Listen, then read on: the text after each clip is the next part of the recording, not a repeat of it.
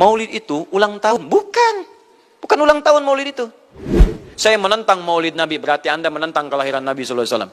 Jadi kalau Anda menolak maulud dengan pengertian seperti ini, maka Anda keluar dari Islam. Makanya saya kalau diundang, Ustadz ada maulid Nabi, saya datang untuk ceramah. Allahumma salli ala al-Mustafa Habibna Muhammad alaihi salam.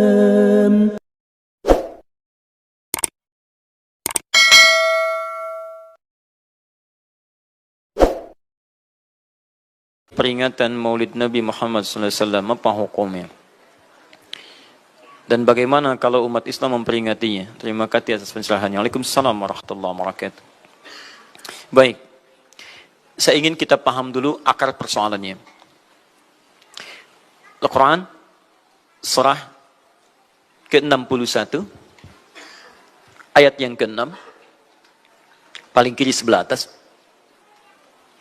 Quran, surah kedua Al-Baqarah, ayat 129, paling kiri sebelah atas. Kemudian Al-Quran, surah Yunus 10, ayat 57 sampai 58. Ditutup dengan At-Taubah di dua ayat terakhir. Taib. Sudah? Sekarang saya ingin coba kita membiasakan dulu untuk menilai sesuatu dengan penilaian secara ilmiah yang bersumber pada dalil-dalil yang ada, tidak sekedar menganalogikan dan main tebak-tebakan. Itu nggak baik dalam menyimpulkan hukum. Ya. Bismillah. Sekarang secara akademis, secara ilmiah, membahas sesuatu oleh para ulama diposisikan dulu, dispesialisasikan dulu dalam bentuk ta'rif namanya, definisi. Jadi kalau Anda ingin membahas sesuatu, kita harus sepakat dengan definisinya dulu. Ya, disebut dengan ta'rif. Ta'rif ini harus punya sifat jami' mani'. Jami' menghimpun semua unsur yang akan didefinisikan. Mani' mengeluarkan segala hal yang tidak terkait dengan definisi. Sehingga pembahasan kita akan fokus pada hal yang akan dibincangkan. Awas, hati-hati. Kita ingin berbicara tentang sesuatu, tapi kita tidak sepakat dengan definisinya. Bagaimana bisa menyimpulkan hukumnya? Dan kelemahan orang-orang sekarang, ketika berbicara hukum, dia tidak tahu apa yang dibincangkan. Sekarang misal, kita akan bertanya tentang maulid. Apa hukumnya maulid? Kita harus sepakati dulu apa itu maulid. Awas, ini penting ini. Banyak masalah yang muncul sekarang, tapi tidak disepakati tentang ini. Banyak orang bahas tentang hukum musik. Hukum musik begini-begini. Begitu saya tanya apa itu musik, bingung dia jawab. Apa itu musik? Anda mesti sepakat dulu musik itu apa. Di zaman Nabi apa yang disebut dengan musik. Zaman sekarang apa yang disebut dengan musik. Ketika Nabi menyampaikan hukum musik, apa yang dimaksudkan oleh musik di situ. Kalau antum paham tentang definisinya, maka keluarkan turunan hukumnya. Maka lebih mengerti di situ. Nah sekarang maulid. Apa itu maulid? Sekarang begini. Maulid atau maulud? Mana yang benar? Bukan Allahu a'lam, harus dicari kita. Mana maulid atau maulud? Antum sibuk menilai, ini maulid tidak benar. Oh, jadi yang benar maulud. Maulud juga tidak benar. Masya Allah. Apa maulid, apa maulud? Baik, lihat. Kalau disebutkan maulid, itu waktu kelahiran. Waktu kelahiran. Awas, hati-hati nih ya, hati-hati. Ada kemarin saya lihat tulisan begitu bersemangat. Masya Allah, panjang-panjang nulis, ternyata salah paham. Pahamnya salah. Ya. Maulid itu ulang tahun. Bukan ulang tahun maulid itu. Bukan ulang tahun, bukan peringatan ulang tahun maulid itu. Ingat baik-baik. Kalau pakai peringatan itu pakai Id. Idul Milad. Ya, hari kelahiran, peringatan hari kelahiran, ulang tahun. Tapi kalau cuma maulid itu waktu kelahirannya. Awas, hati-hati ya. Hati-hati dalam memahami sesuatu. Kita masih detil dan jeli dalam memahaminya. Jadi kalau disebutkan maulid itu waktu kelahirannya. Kalau disebutkan maulud itu artinya bayi yang lahirnya. Bayinya yang dilahirkan. Nabinya. Kalau dalam konteks Nabi. Jadi kalau disandingkan dengan kalimat maulidun Nabi, artinya waktu lahirnya Nabi. Jelas ya? Kalau mauludun Nabi, maulud Nabi, itu artinya nabinya. Nabi yang dilahirkan. Jelas? Saya ulang. Maulid apanya? Waktunya. Kalau maulid Nabi artinya apa? Waktu Nabi dilahirkan. Baik, maulud artinya apa? Nabinya. Kalau maulud Nabi artinya apa? Nabinya yang lahir. Jelas sampai sini? Ah, sudah. Ya, selesai pembahasan secara bahasanya. Nah, sekarang apa hukumnya maulid Nabi? Maulid Nabi nggak ada hukumnya. Karena waktu lahirnya Nabi, bagaimana kita bisa melekatkan hukum pada waktu lahirnya Nabi? Lahir ya lahir. Jelas ya? Ustadz, apa hukumnya maulid Nabi? Antum kenapa?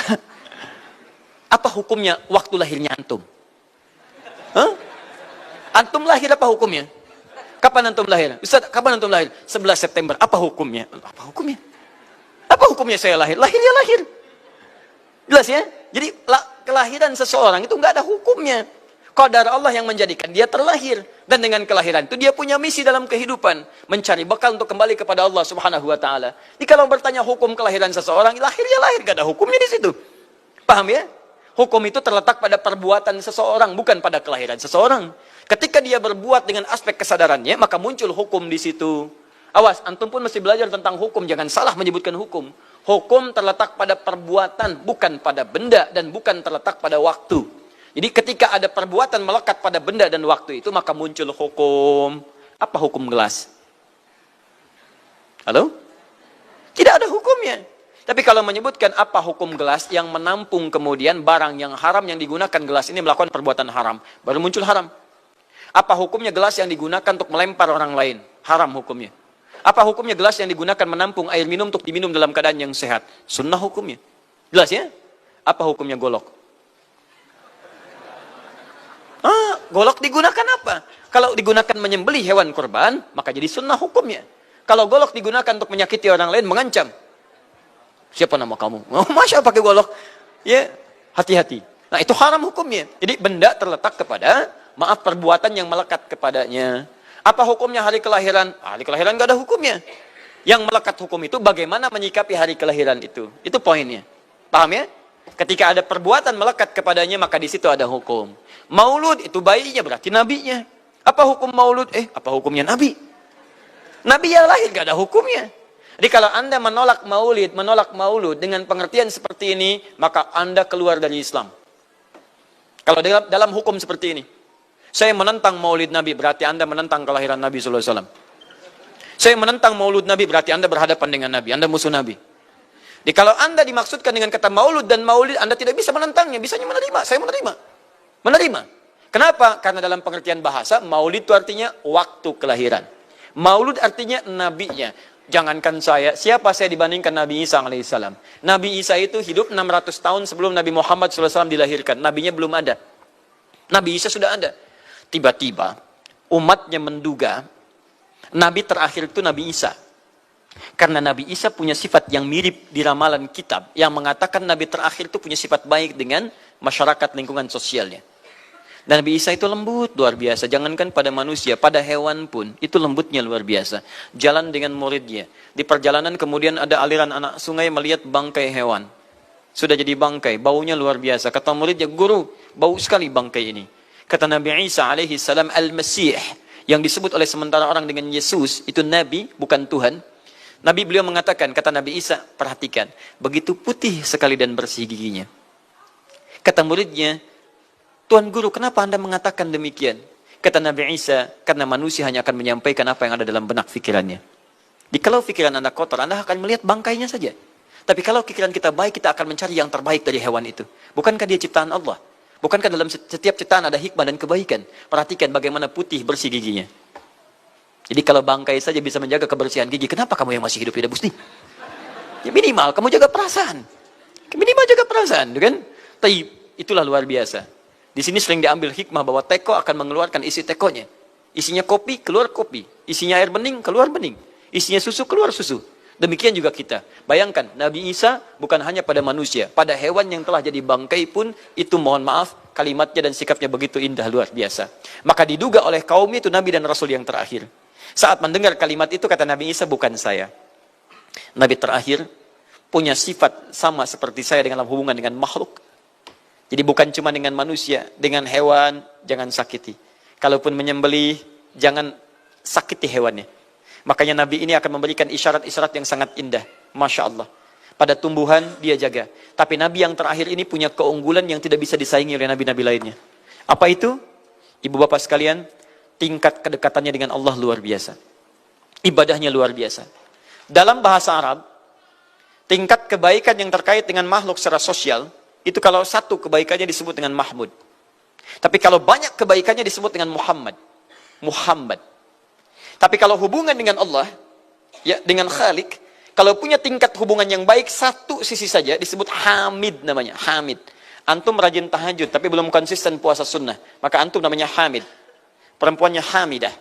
Misal ada perempuan namanya Wanda, pakai Hamidah. Wanda Hamidah. Ya. Itu artinya yang dekat dengan Allah. Jadi kalau ada yang namanya Wanda Hamidah, jauh dari Allah. Ya. Kemudian pendapatnya menyimpang dari ketentuan Allah, masih diingatkan. Anda Hamidah. Anda dekat dengan Allah. Maka tidak layak mengeluarkan statement yang tidak sesuai dengan hukum-hukum Allah Subhanahu wa taala. Ya. Hamid. Awas, Hamid, nama anda Hamid. Misal, namanya Fahmi, Masya Allah. Hamid Fahmi Zarkashi, Masya Allah. Itu artinya hubungan dekat dengan Allah Subhanahu wa ta'ala. Perempuannya Hamid, laki-lakinya Hamid, perempuannya Hamidah, Masya Allah. Paham sampai sini? Kalau bentuk superlatif, banyak ibadahnya, tahajudnya, sedekahnya, puasanya, segalanya, maka Masya Allah berubah kalimatnya. Dari kata Hamid jadi Ahmad. Ahmad. Maka Nabi Isa tidak menyebutkan kalimat Muhammad, tapi menyebutkan kalimat Ahmad. Karena kalau disebutkan kalimat Muhammad, nilainya serupa dengan beliau. Punya nilai kebaikan yang sama. Nabi Isa baik pada hewan, Nabi Muhammad baik pada hewan. Kata Nabi, lihat, kalau Nabi Isa sudah jadi bangkai. Nabi Muhammad ketika hewan akan disembelih pun, disembelih. Kata Nabi, jangan sakiti dalam penyembelihannya. Tajamkan dulu pisaunya. Ketika menyembelih, jangan lakukan berkali-kali. Kata Nabi, tajamkan, begitu anduk kemudian sembelih, seketika selesai. Cari urat yang membuat cepat darahnya keluar. Nabi itu. Dan dalam menajamkan itu, antum jangan memperlihatkan depan hewannya. Tidak boleh. Kandidat selanjutnya, siap-siap ya. Masya Allah, tidak boleh. Awas saat kurban tuh. Kadang suka lupa antum tuh. Ya di bawah sini, ini masih begini-begini tuh. Itu menyakiti hewan secara psikologis. Nggak boleh, nggak boleh. Ya, awas. Ya, tayyib. Tumbuhan, lihat. Tumbuhan. Nggak boleh dalam keadaan perang. Perang itu kan luar biasa dahsyat. Emosi memuncak, segalanya ada. Tapi Nabi katakan, jangan rusak tanaman. Dahsyat, cuma dalam Islam. Itu yang 212 tahun lalu itu, Masya Allah, nggak ada yang nginjak rumput, nggak injak macam-macam. Ya, itu yang kameramen yang nginjak rumput tuh. Ya, kameramen nginjak rumput tuh. Yang kameramen begitu diinjak, dimunculkan di media gitu kan. Wah, tapi lihat betapa rapi, bersih. Itulah Islam. Tapi jangan cuma 212 saja. Ya, 312, 412, 484 dan sebagainya. Jadi, semua yang ada setiap hari kita jaga. Ada tumbuhan, jaga. Yang praktekkan negara lain. Di New Zealand ada tumbuhan, antum sedang ngidam. Papa pengen daun itu, tunggu sampai jatuh. Nggak bisa diambil. Begitu diambil, denda. Padahal yang punya teorinya Islam. Tapi hubungan dengan Allahnya itu bukan Muhammad, tapi Ahmad. Makanya Nabi Isa mengatakan, wa mubasysyara bi rasulin ya'ti min ba'di ismuhu Ahmad. Saya kasih kabar gembira. Rasul terakhir bukan saya. Tapi seseorang yang nilai ibadahnya lebih daripada saya. Jaminan surganya sudah ada. Bahkan turun surah kepadanya. Inna a'tainakal kautsar. Dirinya dijaga dari kesalahan, maksum. Sifatnya luar biasa baik. Tapi itu tidak menghentikan dia untuk mendekat kepada Allah dengan sifat yang luar biasa. Kata Sayyidah Aisyah di Al-Bukhari, nomor hadis 2010 sampai 2012. Ya Rasulullah, alam takun ma'suban. Alam takun madmunan. Lima hakadha. Kenapa sampai bengkak-bengkak begini anda tahajud? Bukankah anda dijamin masuk surga? Dijaga dari kesalahan. Apa kata Nabi? Afala akunu abdan syakura. Apa aku nggak boleh jadi hamba yang bersyukur kepada nikmatnya Allah Subhanahu wa taala. Tahajudnya sampai bengkak. Nabi, Rasul, ahli surga, dijaga dari kesalahan, tidak ada hisabnya, masih mau tahajud sampai bengkak kakinya. Ditanya oleh istrinya, kenapa sampai begini? Kata beliau, ringan saja, nggak boleh aku bersyukur. Masya Allah, ada orang Nabi bukan, Rasul bukan. Surga belum ada jaminan, amal berantakan, hisab menegangkan. Masya Allah, bangun mata bengkak. Kaki biasa. Tahajud tidak subuh lewat. Masya Allah. Cita-cita surga Firdaus. Luar biasa. Makanya Nabi Isa mengatakan Ahmad bukan Muhammad. Dan ini bukan isyarat Nabi baru. Karena nama yang melekat pada Nabi terakhir semuanya sifat. Bukan nama zat. Ini bukan melegalkan ada seorang bernama Nabi baru datang kemudian dari namanya Ahmad. Bukan. Kata Nabi, saya Nabi terakhir. La Nabi ya ba'di, nggak ada Nabi setelah saya. Jadi nggak ada istilah Ahmadi. Pengikut Ahmad nggak ada. Ya, dalam arti pengikut Nabi Muhammad sallallahu alaihi wasallam. Yang jadi clue persoalan kita terkait dengan pertanyaan ini, Anda bisa bayangkan, Nabi Isa 600 tahun sebelum lahirnya Nabi Muhammad sallallahu alaihi wasallam. Perhatikan, ikutan bahagia dengan kelahiran Nabi. Sampai kebahagiaannya diungkapkan pada umatnya. Saya kasih kabar gembira ya. Nggak mungkin orang kasih kabar gembira perasaannya sedih. Kenapa saya kasih kabar gembira? Nggak ada. Kasih kabar gembira itu dalam keadaan bahagia hatinya. Kalaupun menangis, tangisan kebahagiaan. Anda bisa bayangkan, Nabi, Rasul, mukjizatnya hebat. Sekali usap, penyakit sembuh. Menghidupkan orang mati, keduanya dengan izin Allah subhanahu wa ta'ala. Bahagia dengan kelahiran Rasul sallallahu alaihi wasallam. Antum Nabi bukan, Rasul bukan. Maaf, tidak punya mukjizat seperti Nabi Isa. Mayat dipanggil-panggil nggak bangun, diusap penyakit makin sakit. Tuh, lalu antum tidak bahagia dengan kelahiran Nabi, antum siapa? Nabi Isa aja bahagia, masa antum bukan Nabi tidak bahagia? Dan hebatnya, ada orang bisa bahagia, nabinya belum lahir. Biasanya sifat bahagia dalam kelahiran itu setelah bayinya lahir, bukan sebelum lahir. Alhamdulillah, alhamdulillah. Akhi, kenapa antum? Alhamdulillah, saya punya anak laki-laki, namanya Abdurrahman. Kapan? Nanti setelah menikah. Ini Masya Allah. Nikah aja belum, kenapa bisa memberikan kabar gembira? Antum kenapa, akhi? Itu lihat, akhi boy tiba-tiba seperti itu. Orang bingung. Akan bubar pengajian kalau ustadznya begitu. Ya. Jadi mustahil ada orang memberikan kabar gembira ketika bayinya belum lahir. Tapi kemuliaan Nabi Muhammad SAW menjadikan seorang Nabi Isa belum lahir, nabinya sudah merasakan gembira dan memberikan kebahagiaan pada umatnya. Kalau bukan Nabi Muhammad, mustahil. Ada kemuliaan tersendiri bagi Nabi Muhammad SAW. Setiap Rasul menantikannya. Nabi Isa menantikan. Masa antum tidak menantikan itu? Jadi kalau ada orang menolak maulid dalam arti waktu kelahirannya, maka dia telah ingkar pada Nabi Muhammad SAW. Maulud Nabi Ibrahim alaihissalam. Antum kenal Nabi Ibrahim? Oh, Masya Allah. Luar biasa.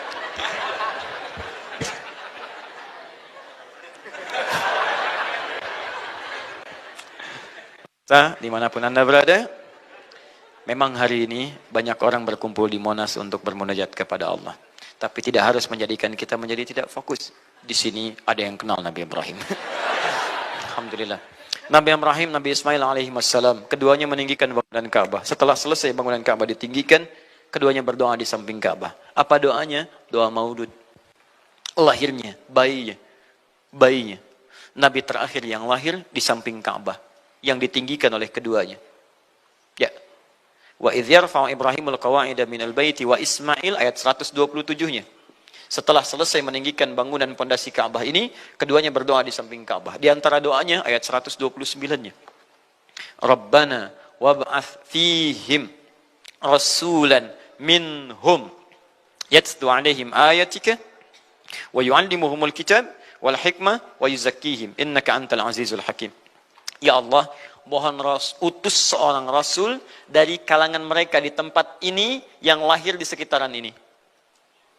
Jadi ada rasul yang lahir di dekat sekitaran Ka'bah.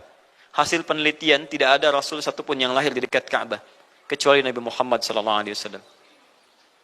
Ya, silahkan cek. Kami baru kembali dari sana dan sampai sekarang tempat dilahirkannya masih ada dan disamarkan dalam bentuk museum. Ya, di bawahnya ada perpustakaan Al-Maktabah Qadimah. Di kalau antum dari Zamzam di sini, ini As-Saffah. Ya, nyebrang sedikit ini Istana Raja, dalam jarak cuma 15 meter ke sini kurang lebih. Lurus ke sini, kemudian belok langsung ke sebelah kanan. Di sini ada jembatan ke atas, ke lantai yang ketiga, ya, naik ke sini. Kemudian di sini antum langsung belok ke pintu sini. Ini ada Babul Ajjad, bab yang ke pintu ke-25. Ini bab Ismail, pintu ke-26. Antum lurus saja ke sini, jangan belok sini, jangan belok sini. Di sini kemudian ada gate lurus King Abdul Aziz, yang pertama di sini. Ya, antum belok kanan sini, lurus sekitar 30 meter dari sini, sebelah kanan ada pos satpam. Di atas pos satpam ada kamera CCTV 1. Dari sini antum jalan sampai ujung, di ujung sini, dari sini ke sini ada 35 kipas di atas. Pas di ujung sini. Kemudian ambil lurus ke sini, di sini ada bab Ali, ini masih dibuka, babus salam ini ditutup, di sini sebelumnya babun Nabi. Kemudian ambil tarik garis lurus dari babus salam ke sini, dari jarak sini ujung ke sini, ya ada sekitar 200 meter. Ke ujung sinilah, di sini ada bangunan warna krem di sini. Di sampingnya ada tempat ngambil air Zam-Zam dengan menggunakan keran. Jadi kalau punya girigen, ingin ngambil banyak, jangan nyusahin orang ngambil di, misalnya di termos-termos yang besar itu. Ngambil dari sini, itu ada keran langsung. Dan gratis di situ. Ya, beli kompannya sekitar 5 real, antum ambil dari situ, masukkan airnya, bisa bawa ke hotel. Isi kapan bolak-balik di sini. Sampingnya persis, ini tempat Nabi dilahirkan. Ini maulud Nabi, bayinya lahir di sini. Ya, bayinya lahir di sini. Cuman disamarkan oleh pemerintah kerajaan Arab Saudi supaya tidak dikultuskan tempat ini. Karena begitu pernah ada yang tahu ini, banyak salah ibadah. Kan Ka'bahnya di sini, sholatnya ngadep ke sini. Betul Pak, Bu, pernah terjadi. Makanya kalau antum lihat, dari ujung saya sudah kelihatan. Dari ujung sudah ada di sini warna biru. Ya, ada tulisan di situ, ada gambar dicoret. Ada gambar orang sedang rukuk ke situ. Ada sorban dan sebagainya. Ada tulisan di situ, jangan beribadah menghadap ke sini. Karena ini bukan kiblat, haram hukumnya. Dan ditulis dengan menggunakan bahasa Arab, bahasa Inggris, bahasa Urdu, plus bahasa Indonesia. Artinya, ada orang Indonesia juga yang salah ke sini. Ya. Kalau tidak, mustahil ditulis pakai bahasa Indonesia. Nggak ada tulisan bahasa Cina, bahasa Jepang, dan yang lainnya. Ya. Nah, jadi, ini kemudian dicoret, tapi tidak mencoret tentang situs pernah lahir di sini Nabi Muhammad SAW. Jadi artinya, doa dua Nabi tadi dikabulkan oleh Allah Subhanahu Wa Taala. Nabi Ibrahim, Nabi Ismail. Dan tahukah Anda, keduanya berdoa jauh sebelum kedatangan Nabi Isa. Saya pernah katakan 30 generasi sampai Nabi Ibrahim. Tadi Nabi Muhammad SAW. Muhammad SAW bin Abdullah, bin Abdul Muttalib, bin Hashim, bin Abdul Manaf, bin Qusay, bin Murrah, bin Kilab, bin Ka'ab, bin Ghalib, bin Fihir, bin Malik, bin Nadar, bin Kinana, bin Khuzaimah, bin Mudrikah, bin Ilyas AS, bin Nizar, bin Mudar, bin Ma'ad, bin Adnan, bin Addi, bin Adri, bin Muqawwam, bin Nahur, bin Tarikh, bin Ya'ruf, bin Yasjub, bin Nabit, bin Ismail AS, bin Ibrahim AS. 30 generasi. Ulangi Mas Boy. 30 generasi. Dari Nabi Ibrahim sampai Nabi Ismail alaihissalam, ya sampai kemudian ke Nabi Muhammad sallallahu alaihi wasallam. Anda bisa bayangkan nggak? Dua orang Nabi, dua orang Rasul. Gelar yang pertama Ibrahim alaihissalam Khalilullah, yang paling dekat dengan Allah. Jaminan surganya ada. Nabi Ismail disebut dengan gulamun halim oleh Al-Quran. Yang paling perasa, yang paling dekat dengan Allah subhanahu wa ta'ala. Dua orang Nabi, paling dekat dengan Allah, disayang Allah, dijamin masuk surga. Inspirasi kisahnya sampai kita ke sekarang, mendoakan kepada Allah tentang maulud Nabi. Sehingga lahirnya Nabi Muhammad SAW 30 generasi setelahnya. Antum, Nabi bukan, Rasul bukan, tidak sedekat keduanya dengan Allah, jaminan surga nggak ada, hisab menegangkan, amalan berantakan. Kisah hidup antum belum tentu jadi inspirasi di masa depan. Sekarang pun tidak. Tiba-tiba antum menolak maulud, antum siapa? Kalau antum menolak maulud, berarti antum menolak Nabi SAW. Dalam pengertian baiknya. Jelas ya? Jadi kalau kemudian ada disebutkan maulid dan maulud, itu artinya maulid waktu kelahiran, maulud bayi yang dilahirkan. Sekarang, bagaimana menyikapi maulid dan maulud itu? Saya tahu nabinya dilahirkan, nabinya sudah ada. Jelas ya? Maka kemudian saya pun tahu waktu kelahirannya. Bagaimana kemudian menyikapi itu semua? Maka Masya Allah, Quran surah ke-11 tadi, 10 tadi, Yunus, ayat 57 sampai 58. Kalau sampai kemudian ke 58-nya, faliyafrahu. Gembira antum. Gembira, bahagia, silahkan. Ya, maksud tidak gembira, Nabi Isa gembira, kita tidak gembira. Ya, Nabi Ibrahim gembira, kita tidak gembira. Nabi yang tidak melihatnya gembira. Masa kita yang mendapatkan bagian Nabi tidak gembira? Jelas ya? Nabi yang mengharapkan hadir saat kedatangannya, gembira. Kita yang mendapatkan kedatangan beliau walaupun tak mampu melihatnya, dan kita menjadi umatnya, masa tidak gembira? Umat dulu bukan bagian umat Nabi Muhammad, karena Nabi Muhammad tidak hadir di zamannya. Gembira dengan berita kedatangan Nabi Muhammad, padahal nabinya belum datang. Masa kita yang jadi umatnya, yang nabinya telah kemudian kita dapati, walaupun tidak melihatnya, masa kita tidak ikutan gembira? Maka pertama kita mesti gembira. Maka yang kedua, bagaimana mengekspresikan kegembiraan itu? Maka contoh-contoh dari Nabi SAW, bagaimana mengekspresikan kegembiraan-kegembiraan dengan Nabi SAW itu, pertama Nabi sendiri menyikapi hari kelahirannya dengan berpuasa. Di hari Senin. Jelas ya? Ini bagi Nabi sendiri pribadinya. Nanti jadi hukum untuk kita. Maaf, saya akan tafsirkan lebih luas karena ini jadi hukum-hukum turunan. Ketika Nabi puasa di hari Senin ditanya, ya Rasulullah kenapa engkau puasa? Kata Nabi, dzaka yauma wulidtu. Bima makna? Ini adalah hari aku dilahirkan. Hari aku dilahirkan. Jadi ini hukum kelahiran. Kalau antum misalnya masuk pada hari dilahirkan, boleh antum ikuti sunnah Nabi SAW. Apa sunnahnya? Puasa. Puasa. Kenapa puasa? Nabi SAW mencontohkan puasa. Hari Senin beliau puasa. Ketika antum puasa Senin, bukan cuma puasa sunnah, tapi ada nilai di situ. Nah, kalau hari lahirnya antum bertepatan dengan hari yang tidak diperkenankan puasa, seperti Jumat misalnya, hari kita bahagia, maka kata para ulama, ambil hikmah dari nilai puasa itu. Puasa itu kan dua hikmahnya. Satu, meningkatkan ibadah yang baik. Kedua, mencegah maksiat. Silahkan cek, bukankah saat puasa ibadah antum meningkat? Silahkan cek, saat puasa. Jangankan yang fardu, yang sunnah dikejar kan? Jangankan koran yang dibaca, Al-Quran dibolak-balik. Maksiat ditekan, tidak ada orang puasa maksiat. Tidak ada. Ya, bahkan pelaku maksiat pun saat puasa, libur maksiatnya. Minimal takut batal puasanya. Jangankan maksiat, maaf, mencela orang pun dia tahan, berdusta dia tahan. Jam 5 Bu, tinggal 1 jam mau buka, dicela orang habis-habisan. Oh, nggak balas dia. Kenapa nggak balas? Kan biasanya antum keras. Habis maghrib. Oh, habis maghrib. Luar biasa. Habis maghrib tuh. Begitu maghrib lupa. Habis maghrib lupa. Ya, kenapa? Dia jaga. Jadi hikmah orang puasa itu kalau sudah puasa, ibadahnya meningkat, maksiatnya hilang. Jadi kalau antum ikut rajin puasa, ibadah tidak meningkat, maksiatnya tetap ada. Ada yang salah dengan puasa antum. Makanya ketika datang hari kelahiran, sebetulnya yang paling tepat, kalau antum bertepatan dengan waktu-waktu sunnah puasa, antum puasa. Senin, antum puasa. Tapi kalau tidak bertepatan dengan waktu itu, hikmah puasa yang antum ambil. Antum koreksi diri sampai dengan hari kelahiran itu, berapa banyak ibadah sudah antum kumpulkan, berapa maksiat antum harus tangisi. Itu hikmah terbesarnya. Bukan rame-rame. Tiup lilinnya. Masya Allah, lilin ditiup, maksiat terus muncul. Apa faedahnya? Kasihan lilin tuh, udah dibakar, ditiup. Dengan antum yang salah. Paham ya, teman-teman sekalian? Nah, sekarang bagaimana para sahabat menyikapi kelahiran Nabi SAW, kedatangan Nabi SAW, dan menyikapi keberadaan Nabi SAW. Bukan cuma lahirnya, tapi setiap kedatangannya. Nabi datang dari Madinah, dari Mekah ke Madinah disambut oleh para sahabat yang ada di sana. Nabi datang dengan perang Tabuk, dari perang Tabuk disambut oleh para sahabat di sana. Tala al-badru alaina min thaniyatil wada'i, wajaba syukru alaina bada'alillahi da'i. Masya Allah, disambut dengan madid. Bukti kesenangan mereka kepada Nabi SAW. Ada yang memuji Nabi SAW seperti Hasan bin Thabit. Buat puisi-puisi memuji Nabi. Seperti Zuhair bin Abi Salma. Tadinya musuh Nabi, begitu masuk Islam memuji Nabi SAW. Ada yang lagi kemudian menghormati Nabi dengan kedatangannya. Dengan mengikuti Nabi kemanapun. Nabi mencontohkan, amalkan. Nabi mengajarkan, ikuti. Masya Allah. Begitu Nabi meninggal, diabadikanlah kemudian nilai-nilai penghormatan itu. Ada yang menulis sejarah tentang Nabi. Ada yang menulis pujian kepada Nabi dalam bentuk salawat. Ada yang menulis tentang amalan-amalan Nabi. Ada yang menulis tentang pengajaran-pengajaran Nabi. Dikumpulkan dan sampailah itu kemudian kepada kita semuanya. Dan itulah cara terbaik menyikapi tentang maulud dan maulid. Apa cara terbaiknya? Keluarkan ayat-ayat Qur'annya. 1. Quran surah ke-33 ayat 21-nya. Laqad kana lakum fi Rasulillahi uswatun hasanah. Sungguh ada pada diri Nabi SAW suri teladan terbaik untuk kita. Maka jika antum misalnya hadir momentum kelahiran Nabi SAW, maaf, biasanya kalau ada momentum-momentum tertentu orang bersemangat untuk mengingatnya. Silahkan cek.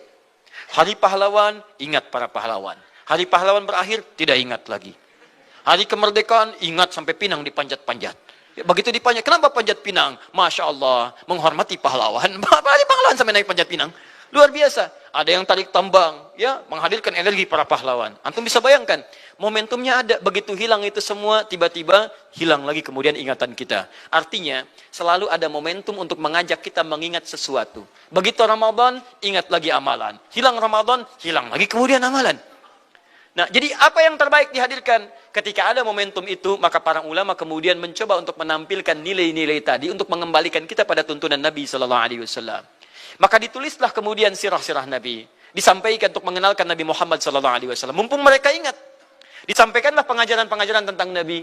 Disampaikan ada pujian-pujian salawat kepada Nabi. Kalau yang dimaksudkan tentang nilai-nilai ini, maka dari dulu sudah ada. Sudah ada. Dan yang sudah ada ini tidak dibatasi dengan waktu. Bukan muncul Rabiul Awal saja. Rabiul Awal ke Safar, datang lagi itu. Safar sebelumnya Safar, Rabiul Awal kemudian ke Rabiul Akhir, muncul itu. Ke Jumada, muncul itu. Jadi maulid itu tidak dibatasi dengan waktu. Setiap waktu itu maulid. Maulud tidak dibatasi dengan waktu. Setiap waktu itu maulud. Tapi kalau ada momentum bersamaan dengan waktu kelahirannya, kemudian kita hidupkan untuk mengenal kepada Nabi, dalam bentuk yang tadi disunahkan dalam Al-Quran dan Sunnah, itu tidak ada masalah. Yang ada masalah itu adalah ketika menghadirkan hal-hal yang bertentangan dengan Al-Quran dan Sunnah Nabi SAW. Misal, maaf, dulu orang sudah terbiasa mengkaji tentang Nabi, menyampaikan risalah Nabi. Kemudian diisi misalnya, maaf dengan hal-hal yang bertentangan dengan keadaan-keadaan Nabi. Misal, saya ingin mengajarkan tentang Nabi, tapi ketika mengajarkan tiba-tiba mengatakan, pada saat ini Nabi pun datang bergabung bersama kita. Itu yang tidak kita sepakati. Jelas ya? Misal yang kedua, antum nih, mohon maaf, kerja di instansi. Bertepatan dengan maulid Nabi, kita adakan peringatan. Padahal antum cuma ingin mengeluarkan anggaran saja dari situ. Itu bid'ah. Bid'ah. Mengeluarkan anggaran, sekedar hanya ingin dapat anggaran untuk dalam momentum maulid Nabi, itu yang bid'ah. Maulid bukan makan-makan. Jadi kalau antum mengadakan maulid Nabi hanya sekedar untuk makan-makan, itu yang bid'ah. Tapi kalau antum ingin belajar menghadirkan momentum itu untuk mengisi ta'lim, sama aja dengan ta'lim kita sekarang. Apakah ada hadis Nabi mengatakan ta'lim khusus di hari Ahad jam 8 pagi sampai jam 10? Tidak ada. Di taklim kita bid'ah ini. Jadi kalau antum pahami setiap yang tidak ada contohnya itu bid'ah, Masya Allah, maka akan ada banyak bid'ah dalam kehidupan. Mushaf itu bid'ah, karena nggak ada contohnya zaman Nabi SAW. Antum dari ujung kepala sampai ujung kaki itu bid'ah, karena antum tidak ada di zaman Nabi SAW.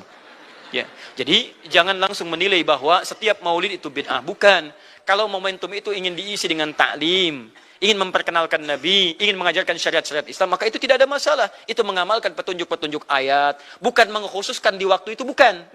Karena taklim itu dibuka di setiap waktu, tapi menjadikan waktu itu untuk momentum, karena setiap orang sedang ingat Nabi pada saat itu. Das ya? Kapan lagi kita mendapati orang ingat Nabi? Maka ajarkan itu dan pesankan pada saat itu. Teman-teman, jangan cuma pada waktu ini ya, setiap waktu kita amalkan ingatan kita kepada Nabi sallallahu alaihi wasallam. Makanya saya kalau diundang, Ustadz ada maulid Nabi, saya datang untuk ceramah, untuk menyampaikan pesan-pesan terkait dengan Nabi sallallahu alaihi wasallam. Adapun masalah ritual-ritual saya tidak ikutan. Makanya paham, begitu saya datang pas ceramah. Ceramah, saya berikan ceramahnya. Nabi begini, apa itu maulid? Allahu alam. Bukan Allahu alam, kan antum bikin spanduknya di sini. Apa itu maulud? Maulud. Bukan maulud. Maulud itu begini, maulid itu begini. Ketika kita terangkan, kita sampaikan, Masya Allah. Antum tahu apa yang terjadi? Mereka mulai sholat dengan baik, masjidnya mulai ramai. Besoknya tidak ada ramai-ramai lagi. Begitu ada maulid, ceramah lagi. Ternyata ceramahnya nggak sampai maulid lagi. Besoknya ceramah lagi. Ahadnya ada waktu taklim. Dan itulah cara terbaik untuk memberikan penjelasan kepada masyarakat untuk mencintai Rasulullah Sallallahu Alaihi Wasallam. Paham ya? Jangan seketika, ini maulid bid'ah, Masya Allah. Antum tuh bid'ah dari kepala sampai kaki. Ya. Saya luar biasa kesal. Kadang ada orang bikin perbandingan begini. Maulid Nabi, maulid. Zaman Nabi tidak ada coret. Zaman sahabat tidak ada coret. Zaman tabi'in tidak ada coret. Zaman ini ada. Lalu diserupakan lah yang ikut-ikut ke sini. Antum kalau mengamalkan hukum seperti ini fatal. Zakat pakai beras. Zaman Nabi coret. Zaman sahabat coret. Ya, zaman tabi'in coret. Zaman ulama coret. Zaman antum ada bid'ah antum. Cara menyimpulkan hukum bukan seperti ini. Lihat turunannya, lihat dalilnya, lihat pemahamannya, lihat turunan-turunan fikihnya. Ya, bagaimana bisa zakat pakai beras ini jadi? Padahal contoh nggak ada. Dalil nggak spesifik. Ayo coba temukan. Nabi zakat pakai beras. Temukan. Kalau antum menemukan, Masya Allah, saya bermohon kepada Allah supaya Allah mempercepat hajinya antum dan masuk surga tanpa hisab. Tiap hari saya doakan. Tidak cukup dengan amin. Cari dulu. Cari di setiap hadis Nabi zakat pakai beras. Saya sampaikan pada antum, sampai kiamat kurang 2 hari, antum nggak akan temukan. Sehari lagi buat sadar, ngapain nyari? Ya. Karena Nabi tidak pernah bersentuhan dengan beras. Silakan cari di kitab hadis palsu pun, sepalsu-palsunya nggak akan ditemukan. Capek pemalsu hadis mengarang hadis palsu tentang itu. Nggak akan didengar, nggak akan dilihat. Kenapa? Karena tidak ada. Ya, kata Muawiyah, hadza irtun, itu makanan pokok. Nabi zakat pakai kurma, pakai gandum. Ya, lihat, karena itu makanan pokoknya. Makanya setiap makanan pokok yang digunakan, kata para ulama, mendekati kaidah usul fikihnya. Lihat, kaidah usul fikih diambil di sini. Setiap yang punya keserupaan dengan itu, sekalipun teksnya tidak jelas langsung menunjuk, itu ada isyarat, namanya qarinah namanya. Kalau ada isyarat menunjukkan kepada itu, maka boleh digunakan sebagai alternatif lain dari makanan pokok yang tidak didapati di masa kita dengan generasi yang berbeda. Tapi kalau makanannya sama di setiap generasi, dia zakatnya pakai itu. Makanya orang Arab sampai sekarang pakai kurma, ada yang pakai gandum. Kita makanan pokoknya bukan itu. Antum makanan pokoknya apa? Beras, Masya Allah, beras. Baik pemirsa, beras itu makanan pokok bagi hewan yang bertembolok ya.